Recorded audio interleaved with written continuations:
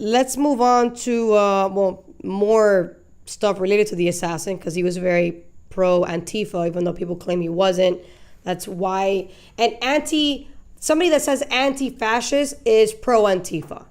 Like, you don't have to be waving the flag or saying I am Antifa to say that they're pro Antifa. If you're saying anti-fascist, then yes, you are pro Antifa. That's just period, by default. So Donald Trump is declaring Antifa as a terrorist organization. So let's take a look at that video really quick, and then I'm going to read the executive order.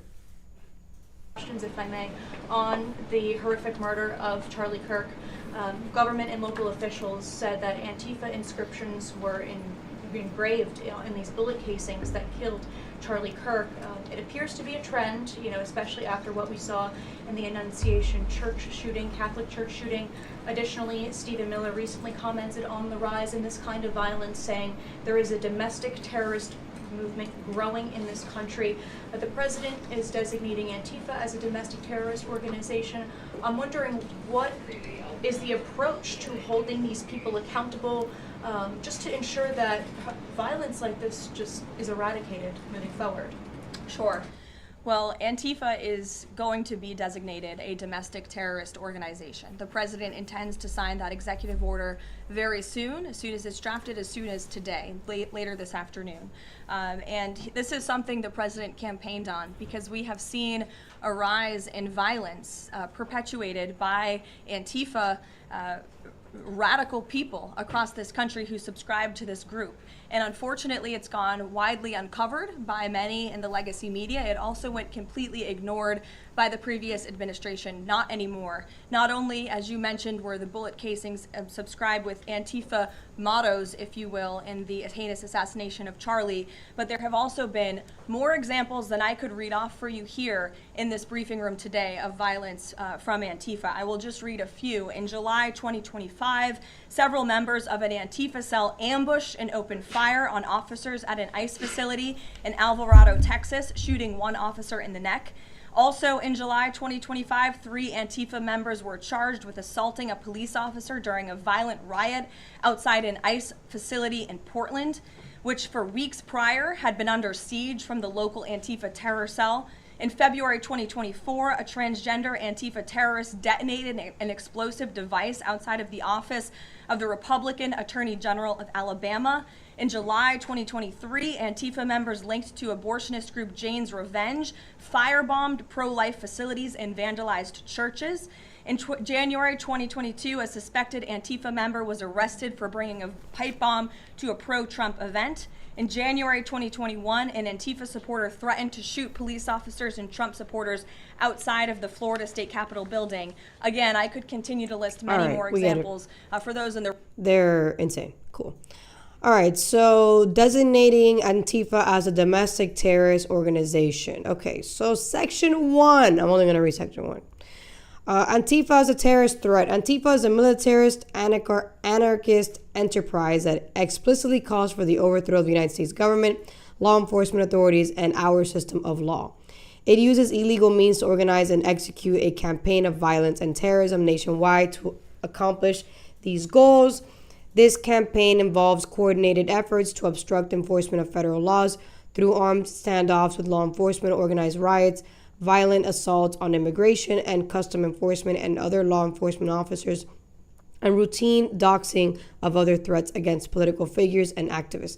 Antifa recruits, trains, and radicalizes young Americans to engage in this violence and suppression of political activity, then employs elaborate means and mechanisms to shield the identities of its operatives, conceal its funding sources and operations in an effort to frustrate law enforcement and recruit additional members. Individuals associated with and acting on behalf of Antifa further coordinated with other organizations and entities for the purpose of spreading, fomenting, and advancing political violence and suppressing lawful political speech. This organized effort designed to achieve policy objectives by coercion and intimidation is domestic terrorism.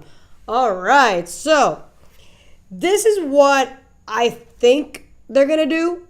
I don't know, I'm just some random chick on the internet speaking her mind.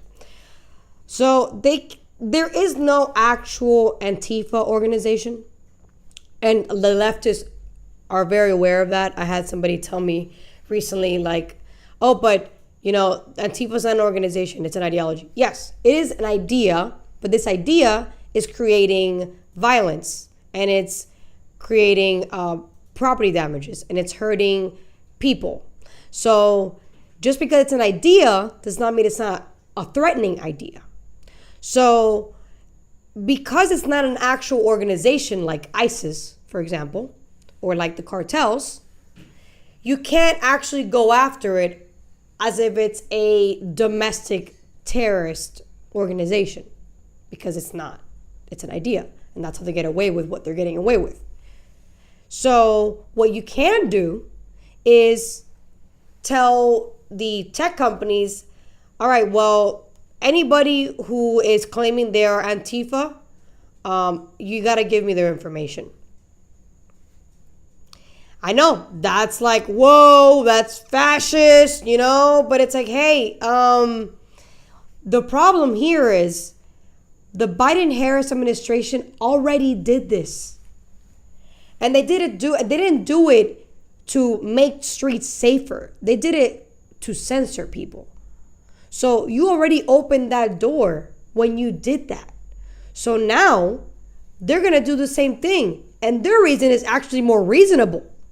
They're going to be like, well, first of all, you already did it. So you already did the precedent. And second of all, I'm doing it because these people are creating havoc on our streets. So, and then at the same time, now, for example, Elon Musk is going to have to make a choice. Elon Musk, Mark Zuckerberg, they're going to have to make a choice. Are they going to go against government? Because if they do, that's a problem.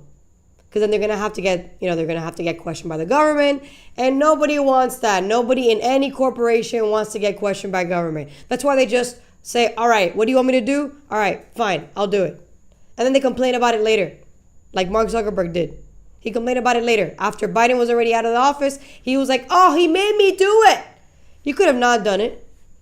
He could have chosen not to do it. He did it because at the end of the day, that was his choice. He wanted to do that. Whether he was okay with it or not, you made that decision. Now you're going to make your bed with it. Because now that we know that you're going to listen to the federal government, now this government is going to tell you to do something else. And they're going to be like, well, you listen to that government, so why are you going to listen to this government? So I think that's how they're going to do this. It's not going to be like a crackdown physically.